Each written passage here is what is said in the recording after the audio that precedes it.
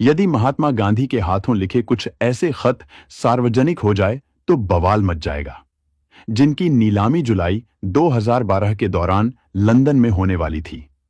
लेकिन इस नीलामी को रुकवाकर इन चिट्ठियों को भारत सरकार ने 7 करोड़ में खरीद लिया। करीब 7 करोड़ की रकम देकर उन चिट्ठियों को खरीद लिया और फिर इन्हें ऐतिहासिक दस्तावेज संभालने वाले विभाग में महफूज रखवा दिया। गांधी जी द्वारा लिखे गए उन खतों का जिक्र एक मशहूर अमेरिकी लेखक ने अपनी किताब ग्रेट सोल में किया और इस किताब को भी भारत के कई राज्यों में बैन कर दिया गया था। दरअसल गांधी को लिखे खत एक सवाल खड़ा करते हैं। सवाल कुछ ऐसा कि क्या अपने जीवन के एक दौर में किसी पुरुष के साथ महात्मा गांधी के आपत्तिजनक संबंध थे? यह खत गांधी ने दक्षिण अफ्रीका में रहने वाले एक शख्स को लिखे थे जिसका नाम था हरमन कालेनबाख।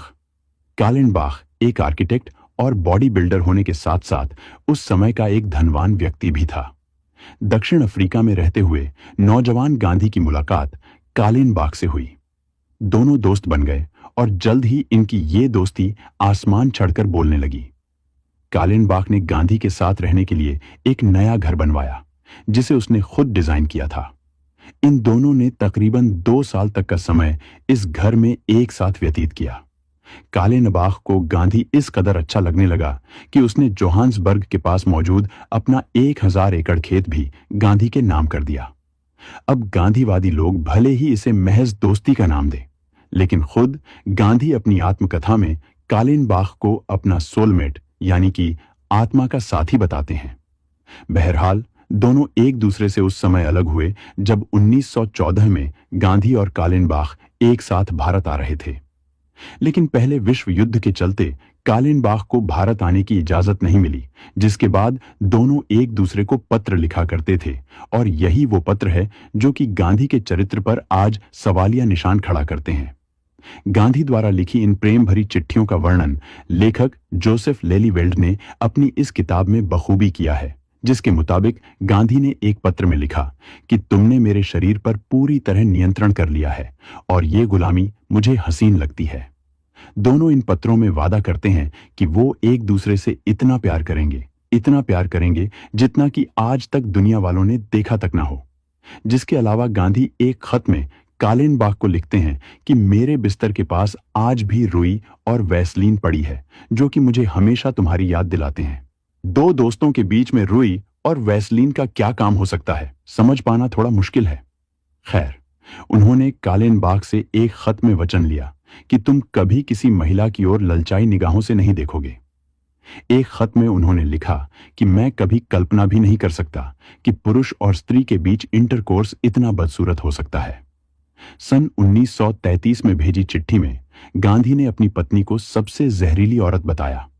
इन पत्रों को आधार बनाकर जोसेफ लेलीवेल्ड ने अपनी किताब ग्रेट सोल में दावा किया कि हरमन कालेनबाख के साथ रहने के लिए ही गांधी ने अपनी पत्नी से किनारा कर लिया और ब्रह्मचर्य धारण कर लिया।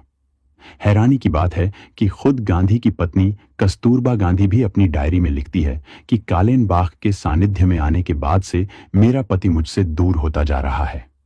जाहिर है कालेनबाख ने भी गांधी को पत्र लिखे थे, लेकिन वह पत्र आज तक नहीं मिले।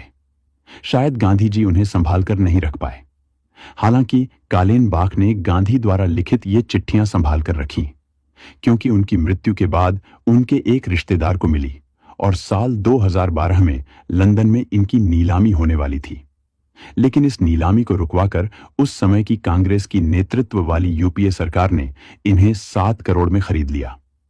इसी वजह से इंटरनेशनल मीडिया अटकलें लगाने लगी कि यह खरीदारी इस चिंता के कारण की गई थी कि इन पत्रों से पता चलेगा कि गांधी समलैंगिक थे।